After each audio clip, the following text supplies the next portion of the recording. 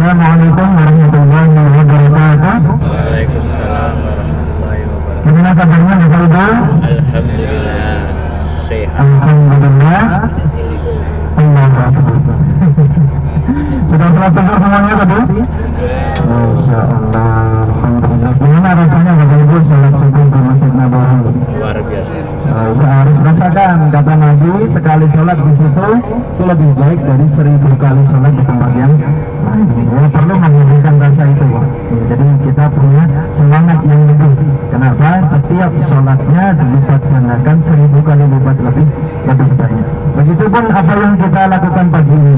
Kita membaca Quran, satu hurufnya satu pahala isi 10 kebaikan, kata Nabi. 10 kali lipat ketika kita lakukan di tanah suci Madinah. Maka hendaknya kita setiap saat bisa memperbanyak ibadah yang ada. Yang paling gampang, Pak, baca Quran, sholat, sholawat, sedekah itu paling memungkinkan untuk kita lakukan di tempat ini. Apa yang kita punya dari itu silahkan diupayakan. Ada waktu baca Quran, ada waktu sholat, ada waktu sholawat, ada waktu sedekah. Silakan Bapak yang punya segalanya, ya, waktu-waktu itu untuk membaca Quran, untuk sholat, nah, dimaksimalkan untuk itu semua. Bapak Ibu, Al-Quran ini menjadi kunci keberkahan hidup. Nah, ini sudah banyak sekali disinggung oleh para ulama. Dan ada satu riwayat, Pak, Nabi SAW pernah bersabda bahwasannya baca Quran, iqra'ul Quran, fa innahu ya'ti yaumal qiyamah, karena hari kiamat nanti Quran itu akan datang syafi'an li ashabi, sebagai penolong. Nah, ini ada riwayat yang sebutkan bahwasanya bagaimana Al-Quran itu menolong seorang yang membacanya.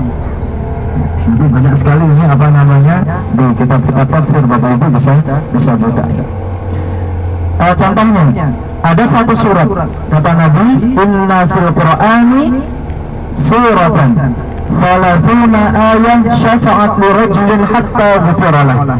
Jadi di Quran itu ada satu surat, jumlahnya 30 ayat. Coba dicek, saat di Quran itu ada surat yang jumlah ayatnya 30. Dia akan berusaha menyelamatkan orang yang membaca hatta ghufiralah, sampai betul-betul diampuni oleh Allah dan diselamatkan. Pokoknya kalau belum selamat yang membaca ini, dia nggak akan berhenti. Apa kata Nabi SAW? Wa hiya tabarakalladzi biyadihi mulk. Itu surat apa kira-kira, Pak? Tabarakalladzi biyadihi mulk. Itu surat apa? Surat Al-Mulk. Kata Nabi, ada di Quran itu surat namanya Al-Mulk. Dia nanti akan berusaha menolong orang yang membaca sampai diampuni oleh Allah Subhanahu wa Ta'ala. Bapak Ibu, ada riwayat yang menyebutkan ada seseorang yang dia di dunia ini banyak maksiatnya, tetapi Pak, Allah kasih kesempatan untuk dia banyak sekali baca surat Al-Mulk di hari-harinya. Kemudian dia mati, Pak, singkatnya, dan dikubur. Ini didatangi oleh malaikat adab, karena malaikat adab di dalam mungkin ya dalam persepsinya ini jatahku, ini orang yang sering buat maksiat, mau diadab. Ketika malaikat adab datang kemudian mau mengadab, tiba-tiba muncul suratan, suatu bentuk yang mana dia menamai dirinya adalah surat Al-Mulk. Nah, kemudian malaikat itu mengenali dari jenis-jenis. Ketika mau diadab, surat Al-Mulk tampil di hadapan orang tadi, Pak. Kemudian mengatakan, wahai malaikat, kamu berani mengadab orang ini, padahal orang ini setiap hari membaca aku. Dan malaikat pun mengatakan, kamu surat Al-Mulk ngapain ada di orang ini? Ini orang yang banyak berbuat dosa. Ini hak saya untuk mengadab orang ini dengan izin Allah. Tetapi aku tidak berani untuk menyiksa orang ini. Ya kalau Allah, kamu ada di ya Allah, ya Rabbi. Ini akrahum musa'ataki, kata pemandangannya luar biasa, ya Allah. Ciri khas daripada tanah itu, Bapak Ibu, akhirnya mengadu Madinah pada Allah Subhanahu wa Ta'ala. Datanglah Al-Mulk dan malaikat adab tadi untuk mengadukan perkara ini. ya Allah, ini ada orang yang setiap hari berbuat maksiat, ini jatahku untuk menghadap ya Allah. Tetapi kok di orang ini ada surat Al-Mulk. Nah itu, maka surat Al-Mulk kemudian tampil di hadapan Allah Subhanahu wa Ta'ala. Ya Allah, ini ada orang setiap hari membaca aku, kok berani-beraninya ada malaikat datang menghadap orang ini, padahal aku ada di dalamnya. Subhanallah Bapak Ibu. Maka waktu itu Allah Subhanahu wa Ta'ala mengatakan ini dalam kitab tafsir, Pak. Apa yang dikatakan? Allah mengatakan inni arabi antaktab. Kok aku melihat ada dalam bahasa lain ala arabi ghadiban. Aku melihat kamu marah. Surat Al-Mulk. Maka hapus aja aku dari Al-Quran ya. Mending nggak ada surat Al-Mulk dalam Al-Quran. Maka waktu itu Allah Subhanahu wa Ta'ala memberikan hak Al-Mulk untuk menyelamatkan orang yang membaca. Maka sahabat-sahabat Nabi mengatakan kunna fi ahdi Rasulullah sallallahu alaihi wasallam nusammiha al-mani'ah. Jadi sahabat-sahabat Nabi di waktu Nabi sallallahu alaihi wasallam itu menamai surat ini sebagai al-mani'ah, Bapak Ibu. Apa artinya al-mani'ah? Sesuatu yang bisa mencegah dari apa, Bapak Ibu? Mencegah dari adab kubur. Seperti itu, supaya orang yang membacanya diselamatkan sampai dia menghadap pada Allah. Betul-betul orang ini harus selamat. Kalau nggak selamat, saya belum akan berhenti untuk menyelamatkan orang ini. Ini syahadat Al-Quran, Bapak Ibu. Maka kita berusaha sungguh-sungguh dalam hidup ini untuk selalu bisa membaca ayat suci Al-Quran. Walaupun rahmat Allah Subhanahu wa Ta'ala, pagi ini kita kemana ini? Ya, yang pertama tentu adalah Masjid Quba, karena ini termasuk dari syariat agama kita. Kalau ada orang ke Madinah, itu hendaknya dia datang ke Masjid Quba. Kenapa? Karena Nabi kita datang ke Masjid Quba. Bapak Ibu, awalnya bagaimana, kenapa kok Masjid Quba ini ada? Nah, awalnya Bapak Ibu, Nabi Muhammad SAW itu diperintah oleh Allah untuk kaum muslimin supaya hijrah dari Mekah ke Madinah pada tahun ke-11 kenabian. Rasulullah, kami ingin mendakwakan agama ini di tempat kami. Di mana? Di Yathrib atau Madinah. Ya silahkan, kata Nabi. Di mana tempat itu, Pak? Tempat kejadiannya. Tempatnya namanya apa? Itu tahun ke-11. Ternyata betul, 6 orang itu pulang ke Yathrib, mereka berusaha untuk mendakwahkan agama ini, Pak.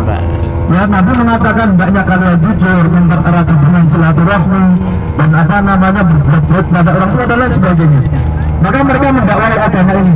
Tahun 12 kenabian, yang tadi cuma 6 orang, tiba-tiba datang kepada Nabi 12 orang. Sahabat namanya Amar, bapaknya namanya Yasir, ibunya namanya Sumayyah. Maka kalau mau tahu gimana kerasnya perjuangan sahabat-sahabat itu, Amar itu masuk Islam.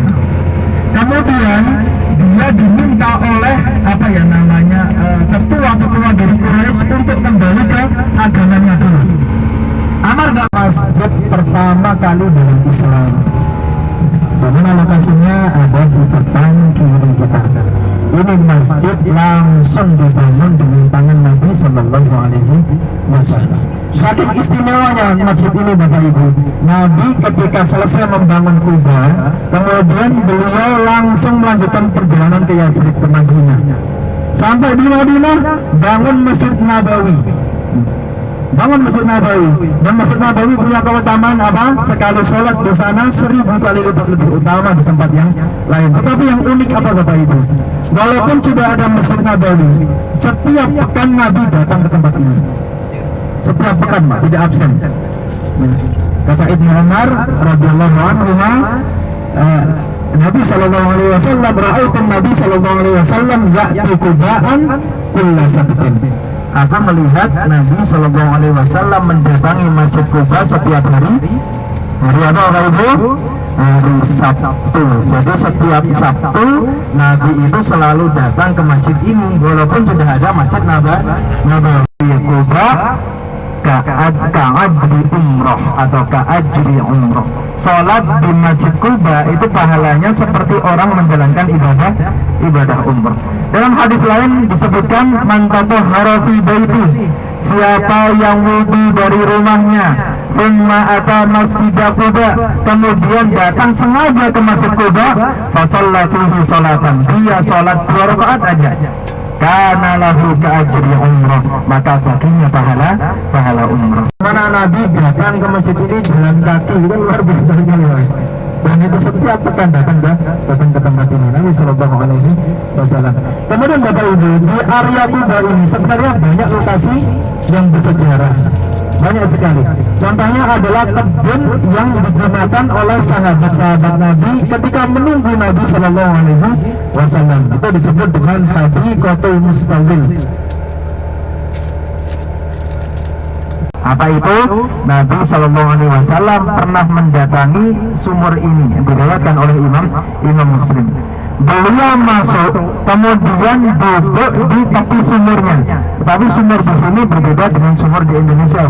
Kalau di Indonesia paling sumurnya itu bulat, kemudian turun ke bawah panjang ya. Kalau di sini enggak, di sini lebih ke sumurnya melebar ke samping, agak besar itu. Atau kalau di Indonesia seperti apa ya?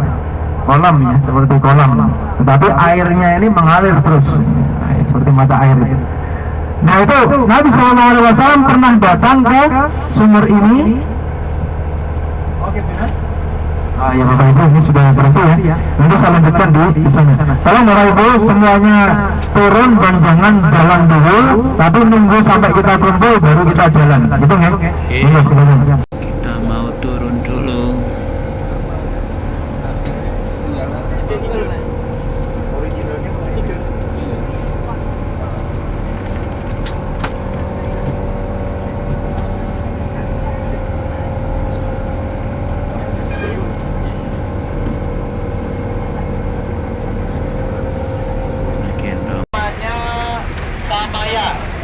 Samaya warnanya putih. Samaya. Kemudian nomornya 248.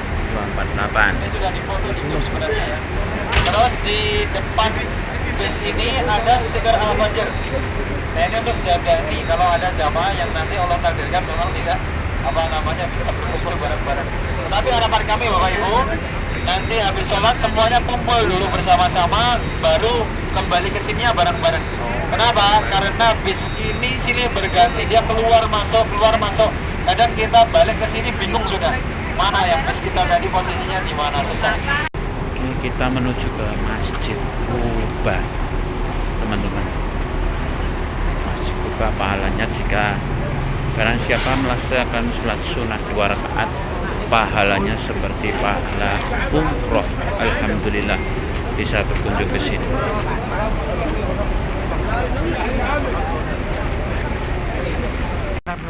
Siap, matur nuwun.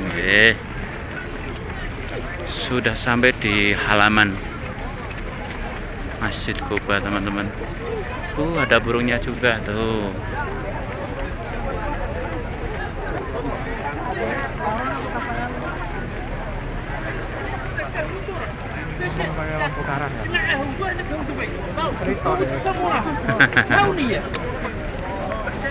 Padahal dia ngomong biasa itu.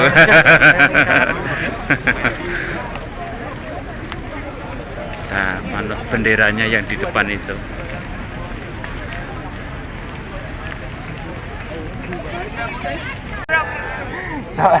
Yuk.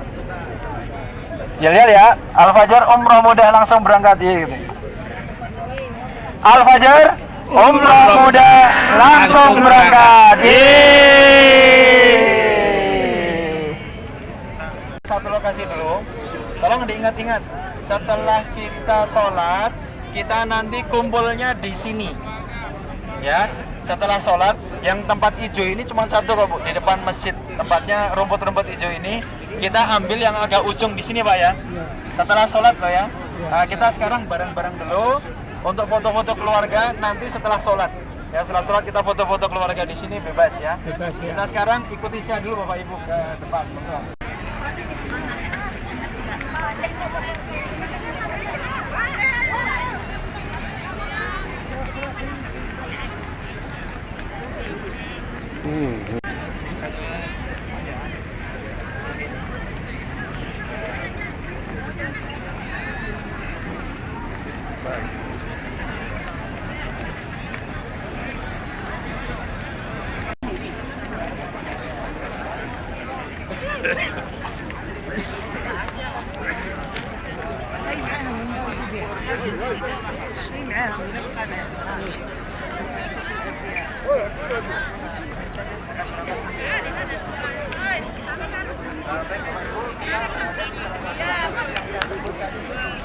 Salah satu sumur yang paling sering didatangi oleh Nabi Shallallahu Alaihi Wasallam, namanya Sumur Aris.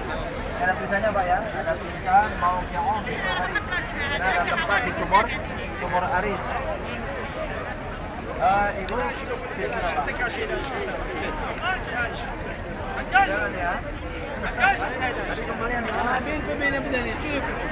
Hati-hati begitu Bu ya, nanti gabung ke bus lain, nanti Ibu nggak ketemu saya. Ya, itu yang penting. Kenapa kok kita datang ke sini? Karena Nabi sering datang ke tempat ini. Apa-apa yang didatangi Nabi itu harusnya spesial di hati kita, Pak. Sampai-sampai dulu ada sahabat namanya Ibnu Umar. Dia ini pernah ketika ke masjid, dia duduk di bawah pohon. Ditanya sama orang lain, ngapain Ibnu Umar kamu duduk di sini? Ra'aitu Nabi Shallallahu Alaihi Wasallam. Aku pernah melihat Nabi duduk di sini. Bayangkan, pokoknya semua yang dilakukan Nabi, sahabat berusaha ingin juga, walaupun sekedar duduk di bawah pohon. Itu sahabat pengen juga melakukannya. Abu Bakar As-Siddiq pernah dia berkhutbah di suatu mimbar, kemudian di tengah khutbah beliau berhenti. Aku pernah melihat Nabi Shallallahu Alaihi Wasallam berdiri di tempat aku berdiri sekarang. Kemudian beliau menangis. Bapak Ibu, tempat yang didatangi Nabi harusnya menjadi istimewa buat kita sebagai pengikut Nabi Muhammad Shallallahu Alaihi Wasallam. Ke bawah enggak, tapi dia melebar dan tidak terlalu dalam sumurnya. Ada satu riwayat dari Imam Muslim, Nabi datang ke tempat ini juga tertutup. Dia datang kemudian duduk, menyingsingkan celananya, kemudian sampai terlihat betis beliau dan beliau memasukkan kakinya di sumur tadi dan duduk. Kemudian dijaga oleh Abu Musa Al-Asy'ari. Datang seseorang namanya Abu Bakar. Beliau minta izin untuk datang ke tempat Nabi. Apa kata Nabi? Wahai Abu Musa, izinkan dia masuk dan beri kabar gembira dengan surga. Bayangkan, orangnya masih ada, disuruh memberi kabar gembira dengan surga. Abu Bakar datang, kemudian melakukan seperti apa yang dilakukan Nabi. Membuka menyingsingkan celananya, kemudian duduk di samping kanan Nabi dan melakukan sama seperti Nabi. Kemudian datang orang kedua namanya Umar bin Khattab, Bapak Ibu. Kemudian dia minta izin masuk. Apa kata Nabi? Wahai Abu Musa, izinkan masuk dan beri kabar gembira dengan surga. Pas mau mengambil airnya, cincinnya jatuh. Iya, jatuh ke sini. Sayyidina Utsman kaget, bingung. Wah, ini turun temurun dari Nabi, Abu Bakar, Umar. Kemudian akhirnya meminta para sahabat untuk menguras sumurnya. Dikuras 3 hari 3 malam, cincinnya tidak ketemu, Bapak. Maka barangkali cincin itu sampai sekarang masih ada di sini, wallahu alam bisawab. Maka sumur ini disebut dengan sumur cincin karena ada cincin dari turunan Nabi, Abu Bakar, Umar, Utsman jatuh di sini. Dan Bapak Ibu perlu tahu, setelah cincin itu jatuh, ternyata tidak lama kemudian Sayyidina Utsman wafat ditikam oleh buhot, oleh pemberontak.